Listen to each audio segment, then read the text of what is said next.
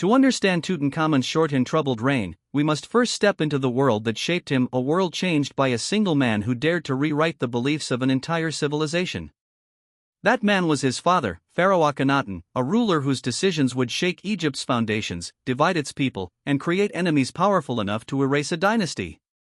Tutankhamun was born into the aftermath of a revolution he did not create, yet he would be the one burdened with repairing it. Long before Tutankhamun drew his first breath, Egypt was a land of balance. For centuries, the people worshipped a vast family of gods, each with temples, priests, rituals, and traditions. At the heart of religion stood Ammonius, the king of the gods, whose great temple at Karnak was the spiritual and economic center of the nation. The priests of Ammonius controlled immense wealth, land, and influence. Some believed they held almost as much power as pharaohs themselves. Then came a prince named Amenhotep IV, who would later become known as Akhenaten.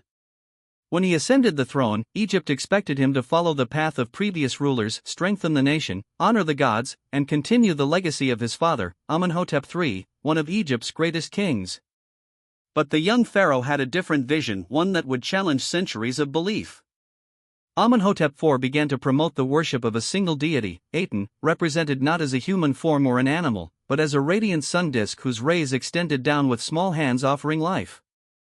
At first, Aten was simply honored more than other gods.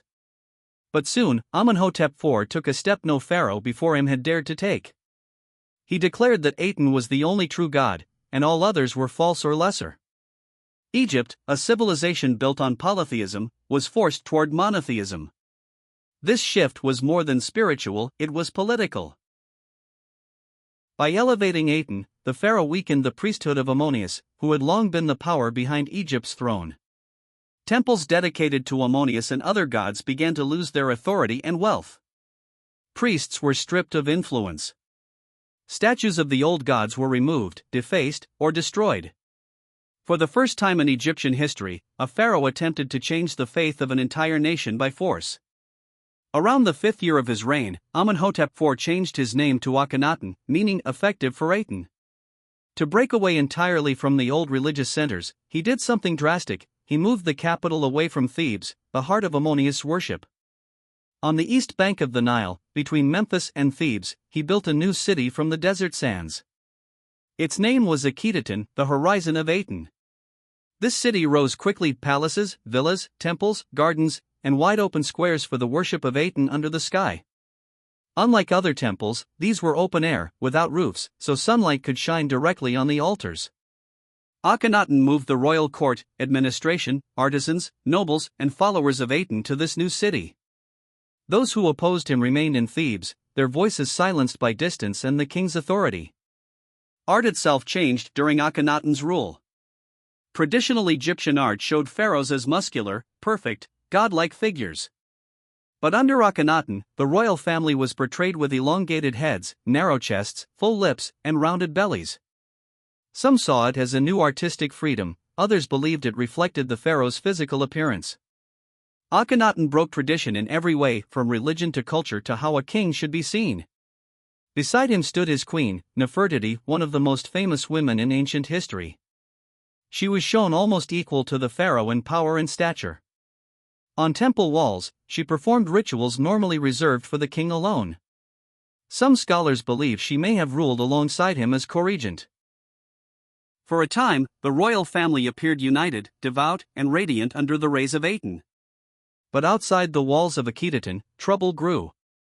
The people of Egypt felt abandoned by their gods. Farmers, soldiers, and common citizens who had prayed to Ammonius, Osiris, or Ptah were suddenly told their gods no longer mattered. Priests, whose lives were dedicated to ancient rituals, saw their roles erased. Many began to resent the pharaoh who stripped centuries of tradition away. Beyond Egypt's borders, another crisis unfolded. The empire had enemies: the Hittites, Mitanni, Nubians, and others. Under previous pharaohs, Egypt was a strong military force. But during Akhenaten's rule, Egypt's attention turned inward. Foreign lands once loyal to Egypt sent desperate messages begging for military aid. Clay tablets known as the Amarna letters record pleas from Egypt's allies: "Why have you abandoned us?" Akhenaten rarely responded.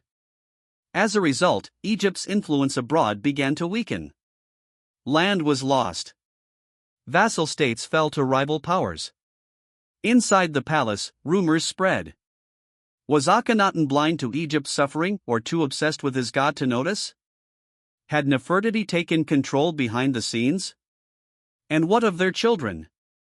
The royal family suffered losses, daughters died young, shown in tomb paintings as fragile and sick. Some historians believe disease swept through the palace, perhaps even the city itself.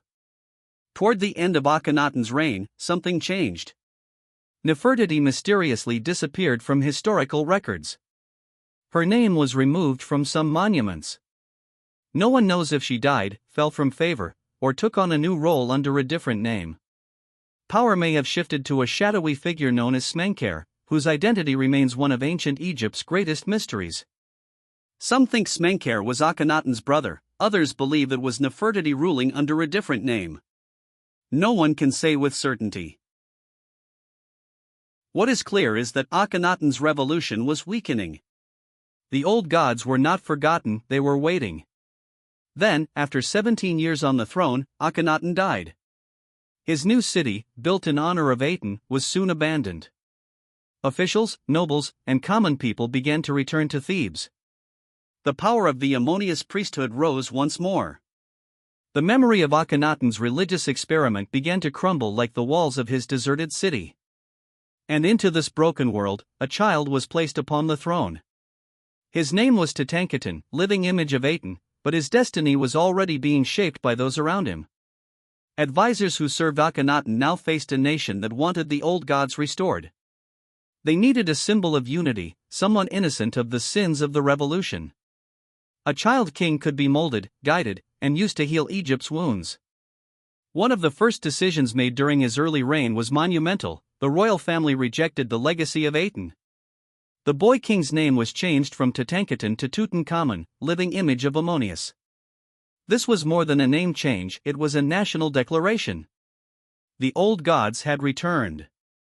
The temples reopened. The priests regained their power. The god Aten was pushed into the shadows. But such reversals come with consequences. Akhenaten's legacy was dangerous. Too many remembered his heresy. Too many had suffered under his rule. If Tutankhamun was to unite Egypt, he had to distance himself from his father. In official records, Akhenaten was not celebrated, he was avoided, erased, and spoken of as the criminal or the heretic. Statues of him were smashed. His city was abandoned. His name was removed from king lists. It was as if Egypt wanted to pretend he had never existed. Yet the blood of Akhenaten flowed in Tutankhamun's veins. The boy pharaoh inherited a kingdom shattered by religious conflict, weakened by foreign losses, and divided in loyalty. Though Tutankhamun was king in title, true power rested with the men who surrounded him, advisors like I, a cunning elder statesman, and General Hormheb, a military leader with strong ambitions. Both men had served under Akhenaten. Both understood the dangerous balancing act required to rebuild Egypt. And both had their eyes on the throne. Tutankhamun was only a child, caught between forces older, wiser, and far more ruthless. He was expected to restore order, bring back faith in the gods, and repair an empire all before reaching manhood. The weight that had crushed his father now rested upon the shoulders of a boy. As the temples reopened and the old gods returned, Egypt breathed again. But beneath the surface, tensions remained. Those who once followed Aten were now outcasts. The priests of Ammonius reclaimed their wealth and influence. Some rejoiced. Others quietly plotted. The wounds of Akhenaten's revolution had not healed, they had simply been covered. Young Tutankhamun, born into chaos he did not create, would soon face the consequences of the past. The decisions made by his father had set in motion a chain of events that would shape Tutankhamun's life, reign, and ultimately, his mysterious death. And as history later revealed, the men who helped restore Egypt would also erase both Akhenaten and Tutankhamun as if neither had ever worn the crown.